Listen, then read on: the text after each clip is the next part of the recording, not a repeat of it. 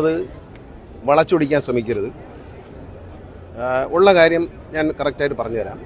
KSRTC ഓടിച്ചുകൊണ്ടിരിക്കുന്ന smart city പദ്ധതിയുമായിട്ട് ബസ്സുകളുടെ എണ്ണം 113. മറ്റ് 50 ബസ്സുകൾ KSRTCയുടെ ഉടമസ്ഥയിലുള്ള ബസ്സുകൾ. അങ്ങനെ ഇത്രയും വണ്ടികളാണ് തിരുവനന്തപുരത്ത് ഓടിക്കൊണ്ടിരിക്കുന്നത്. ഇതിൽ KSRTC ഞാൻ പരിശോധിച്ചപ്പോൾ ഈ തിരുവനന്തപുരം കോർപ്പറേഷൻ്റെ വാങ്ങിത്തന്നു എന്ന് പറയാൻ പറ്റില്ല, കേന്ദ്ര ഗവൺമെൻറ് പദ്ധതി എന്ന് പറയാൻ പറ്റില്ല. കാരണം സ്മാർട്ട് സിറ്റി പദ്ധതിയുടെ സെൻട്രൽ ഷെയർ 500 കോടി രൂപയാണ്, സ്റ്റേറ്റ് ഷെയർ 500 കോടി രൂപയാണ്.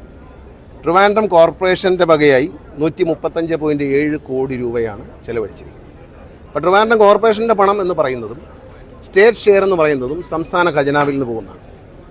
കേന്ദ്രം നൽകിയിട്ടുള്ളത് 500 കോടി. അപ്പോൾ ആ പദ്ധതിയുടെ 50%-ലധികം തുക, ഏതാണ്ട് 60% തുകയും സംസ്ഥാന സർക്കാരിൻ്റെതാണ്. കോർപ്പറേഷൻ്റെ എന്ന് പറയുമ്പോൾ സംസ്ഥാന സർക്കാരിൻ്റെതാണ്. കോർപ്പറേഷൻ്റെ തനത് ഫണ്ടാകാം, അല്ലെങ്കിൽ പ്ലാൻ ഫണ്ടാകാം, അത് സംസ്ഥാന ഖജനാവിൽ നിന്ന് വരുന്നതാണ്. ഈ പദ്ധതിയുടെ ഭാഗമായി നടത്തിയ അനേകം വികസനങ്ങളുടെ ഭാഗമായി വാങ്ങിയതാണ് ഈ 113 വാഹനങ്ങൾ വാങ്ങുന്ന അതിനകത്ത് നിന്നാണ് വാങ്ങിയത്. 50 വാഹനങ്ങൾ KSRTCയിലുള്ളതിനകത്ത് ഇവർക്ക് യാതൊരു കാര്യവുമില്ല, കോർപ്പറേഷൻ ഒരു കാര്യവുമില്ല. ഈ 113 അതിൽ ഒരു ട്രൈ പാർട്ടി എഗ്രിമെൻ്റാണ്. ഈ എഗ്രിമെൻറ്റിൽ corporation, government, smart city corporation and Swift, ഈ 3 കമ്പനികൾ തമ്മിലാണ് എഗ്രിമെൻ്റ് ഉള്ളത്. ഈ എഗ്രിമെൻറ്റിലെ ഒരു ക്ലോസിൽ പറയുന്നു, ഇതിനൊരു അഡ്വൈസറി കമ്മിറ്റി ഉണ്ട്. വണ്ടികൾ ഓടുന്നത് എങ്ങനെയാണ്, നന്നായി ഓടുന്നുണ്ടോ, എവിടെയാണ് ഓടുന്നതെന്നെല്ലാം കാണിക്കാൻ വേണ്ടി ഒരു അഡ്വൈസറി കമ്മിറ്റി. ആ അഡ്വൈസറി കമ്മിറ്റിയെ മേയർ ചെയർ ചെയ്യണം എന്ന് മാത്രമേ പറയുള്ളൂ. ഇതിനകത്ത് ഈ വണ്ടികളുടെ മെയിൻ്റനൻസ് മുഴുവൻ KSRTC ആണ്. ഇതിന് ഡ്രൈവർ, കണ്ടക്ടർ, ടിക്കറ്റ് മെഷീൻ, സർവ്വ സാധനങ്ങളും KSRTC ആണ്. ഈ വണ്ടിയുടെ ഒരു സ്ഥിതി വളരെ മോശമായിരുന്നു. ഞാൻ മന്ത്രിയായി വന്നിട്ട് 2 വർഷം കഴിഞ്ഞു എന്ന് ഞാൻ പറഞ്ഞു. അന്നൊരു വലിയ വിവാദം ഉണ്ടായത് നഷ്ടത്തിലാണ് എന്ന് ഞാൻ പറഞ്ഞു എന്നാണ്. നഷ്ടത്തിൽ തന്നെയായിരുന്നു. അന്ന് ഒരു വണ്ടിയുടെ ശരാശരി വരുമാനം 2500 രൂപയായിരുന്നു, ഒരു വണ്ടിയുടെ ഒരു ദിവസത്തെ വരുമാനം. ഇന്ന് അത് KSRTCയുടെ വളരെ സജീവമായ പ്രവർത്തനങ്ങൾ, ഞങ്ങളുടെ ഒരു പ്ലാനിങ്, ഞങ്ങളുടെ ഒരു ഷെഡ്യൂളിംഗ് എല്ലാം വെച്ചുകൊണ്ട് ഇന്ന് 8500 മുതൽ 9000 രൂപ വരെയാണ് ശരാശരി ഒരു ബസ്സിൻ്റെ വരുമാനം. ഇത് കേരളത്തിലെ ജനങ്ങൾ കേൾക്കണം. ഈ 2500-ൽ നിന്ന് 2 വർഷം കൊണ്ട് 8000, 2 വർഷമല്ല അതിനു മുമ്പേ ആയി കഴിഞ്ഞു. ഒരു വർഷത്തിനുള്ളിൽ തന്നെ 8000 മുതൽ 8500, 9000 രൂപ വരെ നമ്മൾ വരുമാനം വർദ്ധിപ്പിച്ചു. പിന്നെ ഈ ന്യൂസ് 18 പോലുള്ള ചില ചാനലുകൾ പറയുന്നത് KSRTCക്ക് പണി കിട്ടിയെന്നാണ്. മണ്ടത്തരം പറയരുത്. KSRTC നേട്ടത്തിലേക്ക് വന്നത് ഇതുകൊണ്ടൊന്നുമല്ല. ഇതൊരു നിസ്സാര കാര്യമാണ് KSRTC എന്നത്. KSRTCയുടെ വരുമാന വർധനം എന്ന് പറയുന്നത് സംസ്ഥാന തലത്തിലുള്ളതാണ്. KSRTC എല്ലാ ഡിപ്പോയും ലാഭത്തിലാക്കിയെന്ന് KSRTCയുടെ CMD തന്നെ പറഞ്ഞു. അത് ഈ വണ്ടി ഓടിയിട്ടാണോ?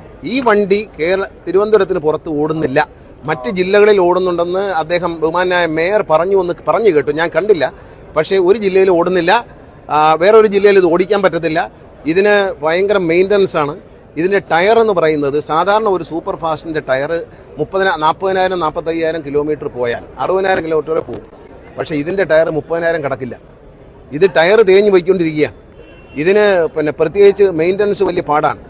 ഞാൻ വന്ന സമയത്ത് ഞങ്ങളിത് പരിശോധിക്കുമ്പോൾ ഏതാണ്ട് 50% ഇത് ചാർജിങ്ങിൽ ഓടാൻ പറ്റുന്നുണ്ടായിരുന്നുള്ളൂ. ഇന്ന് ഏതാണ്ട് 70-75% ഓടുന്നുണ്ട്. കമ്പനിക്കാരെ വിളിച്ച് വരുത്തി വഴക്കുണ്ടാക്കി അത് ഒരുവിധം കറക്റ്റ് ചെയ്തു. കാരണം ബാറ്ററി ഇനി അടുത്ത കെട്ടണം, അടുത്ത വർഷമൊക്കെ ആകുമ്പോഴത്തേന് ബാറ്ററി തീരും. ബാറ്ററി പോയി 5-ാം വർഷം ബാറ്ററി പോയാൽ 28 ലക്ഷം രൂപ വേണം ഇതിൻ്റെ ഒരു വണ്ടിയുടെ ബാറ്ററി വാങ്ങാൻ. ഒരു കാര്യം നിങ്ങൾ മനസ്സിലാക്കൂ, ഇത് വലിയൊരു സംഭവമായിട്ടൊന്നും പറയരുത്. ഇത് കൈനഷ്ടം തന്നെയാണ്. കാരണം 28 ലക്ഷം രൂപ കൊടുത്താൽ ഒരു മിനി ബസ് കിട്ടും, ഡീസൽ മിനി ബസ് കിട്ടും. അപ്പോൾ നമ്മൾ വാങ്ങിയല്ലോ, ഐഷറിൻ്റെ വണ്ടി വാങ്ങി, നിങ്ങൾ കണ്ടതാണ്. ആ വണ്ടിയുടെ ശരാശരി കിലോമീറ്റർ വരുമാനം എന്ന് പറയുന്നത് 52 രൂപ വരെ വരുന്നുണ്ട്. കോടി വരെയാണ് ഇപ്പോൾ പുതുതായിട്ട് വരുന്നുണ്ട്. അതിൻ്റെ വില എന്ന് പറയുന്നത് 28 ലക്ഷം. ഇതിൻ്റെ വില 1 കോടി രൂപയാണ്.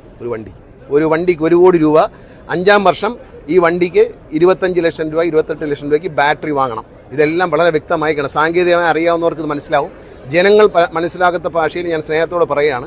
28 ലക്ഷം രൂപയ്ക്ക് വാങ്ങിച്ച വണ്ടിക്ക് കിട്ടുന്ന ഒരു ഇതിൽ ഇപ്പം 8000 രൂപ ശരാശരി കിട്ടുമെന്ന് പറയുമ്പോൾ 42 രൂപ ഒരു കിലോമീറ്ററിന് ഏണിങ്സ് പെർ കിലോമീറ്റർ, ഒരു കിലോമീറ്റർ ഓടുമ്പോൾ കിട്ടുന്നുണ്ട്. നേരത്തെ കിട്ടിയിരുന്നത് 27 രൂപ, 26 രൂപയായിരുന്നു. ഇപ്പോഴത് 42 വരെ നമ്മൾ എത്തിച്ചിട്ടുണ്ട്. പക്ഷേ ഇതിൻ്റെ ഈ വലിപ്പം തന്നെയുള്ള ഡീസൽ മിനി ബസ് വാങ്ങിയ വണ്ടികൾക്ക് 50-ന് മേളിൽ EPK കിട്ടുന്നുണ്ട്, ഗ്രാമപ്രദേശങ്ങളിലൊക്കെ ഓടുന്ന വണ്ടികൾ.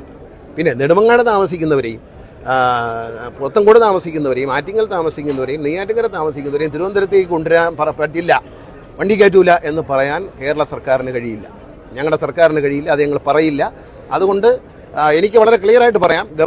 മേയർ അദ്ദേഹം എന്നോട് സംസാരിക്കുകയോ ഞങ്ങൾക്ക് കത്ത് തരികയും ചെയ്തിട്ടില്ല. വളരെ ഫ്രീ ഹാൻഡായിട്ട് പറയുന്നു. അദ്ദേഹത്തിന് ഉറപ്പ് നൽകുകയാണ്, അദ്ദേഹം ഇത് ഞങ്ങൾക്ക് വേണമെന്ന് എഴുതി തന്നാൽ 24 മണിക്കൂറിനുള്ളിൽ ഈ 113 വണ്ടികളും കോർപ്പറേഷൻ തിരിച്ചു കൊടുത്തേക്കാം.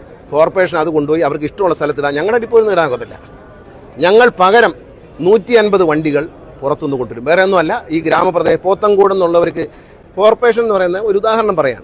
കോർപ്പറേഷൻ വന്ന് നിൽക്കുന്നത് കടക്കൂട്ടത്താണ്. കണിയാപുരത്താണ് ബസ് സ്റ്റോപ്പ് നമുക്ക് സ്റ്റേഷനുള്ളത്. കണിയാപുരത്ത് നല്ല ഓപ്പറേറ്റ് ചെയ്യാൻ പറ്റും. ഈ കോർപ്പറേഷൻ അതിർത്തി കിടക്കുന്ന പോത്തങ്കോട് ഭാഗത്തേക്കുള്ള പല പ്രദേശങ്ങളുണ്ട്. ശ്രീകാര്യം ആ ഭാഗത്ത് ഇങ്ങനെ വന്നു കഴിഞ്ഞാൽ പോത്തങ്കോടിൻ്റെ ഭാഗമായി ബന്ധപ്പെട്ട് അവിടെ നിന്നുള്ളവർക്ക് യാത്രയുണ്ട് നഗരത്തിലേക്ക്. നെയ്യാറ്റിൻകരയുള്ളവരെ കൊണ്ടുവന്നിട്ട് കരമനയിൽ ഇറക്കി പിന്നെ പാപ്പനംകോട് ഇറക്കി വിട്ടിട്ട് വേറെ വണ്ടി കയറാൻ പറയാൻ പറ്റത്തില്ല. KSRTC സംബന്ധിച്ച് നെയ്യാറ്റിൻകരയിൽ നിന്ന് യാത്രക്കാർ കയറിയിട്ടുണ്ടെങ്കിൽ കൊണ്ടുവരും. പിന്നെ നെയ്യാറ്റിൻകരയ്ക്കും ആറ്റിങ്ങിനൊക്കെ ഓടുന്ന പല വണ്ടികളും ഞങ്ങളുടെ വണ്ടിയാണ്. ഞങ്ങൾക്ക് 50 വണ്ടിയുണ്ട്, ബാറ്ററി വണ്ടി. അതാണ് ഓടുന്നത്. ലോൺ എടുത്ത് ഞങ്ങൾ വാങ്ങിച്ച വണ്ടിയാണ് കിഫ്ബിയിൽ നിന്ന്. ആ വണ്ടികൾ ഓടുന്നുണ്ട്. ആ വണ്ടി ഓടിക്കും. അതിനാരുടെ അനുവാദം ആവശ്യമില്ല. പിന്നെ ഈ ഞാൻ പരിശോധിച്ചപ്പോൾ ഈ 113 കിലോമീറ്റർ വണ്ടികളിൽ 3-4 കിലോമീറ്ററാണ് ചില വണ്ടികൾ ഔട്ടറിലേക്ക് പോകുന്നത്. ഈ എഗ്രിമെൻറ്റ് പ്രകാരം ഇതിൻ്റെ GPS പൊസിഷൻ പരിശോധിക്കാനുള്ള ചുമതല ഏൽപ്പിച്ചിരിക്കുന്നത് സ്മാർട്ട് സിറ്റി CEOയ്ക്കാണ്. അവർക്ക് അപ്പോഴപ്പോൾ കിട്ടിക്കൊണ്ടിരിക്കില്ലേ, കണ്ടോളൂ. ആവശ്യമില്ലാത്ത കാര്യങ്ങൾ പറയേണ്ട. ഇങ്ങനെയുള്ള കാര്യങ്ങൾ പറഞ്ഞ് രാഷ്ട്രീയം അതല്ല. ഞാനൊരു കാര്യം പറയുന്നു, കേരളത്തിലെ ജനങ്ങളെ, തിരുവനന്തപുരത്തെ ജനങ്ങളെ ബുദ്ധിമുട്ടിക്കില്ല.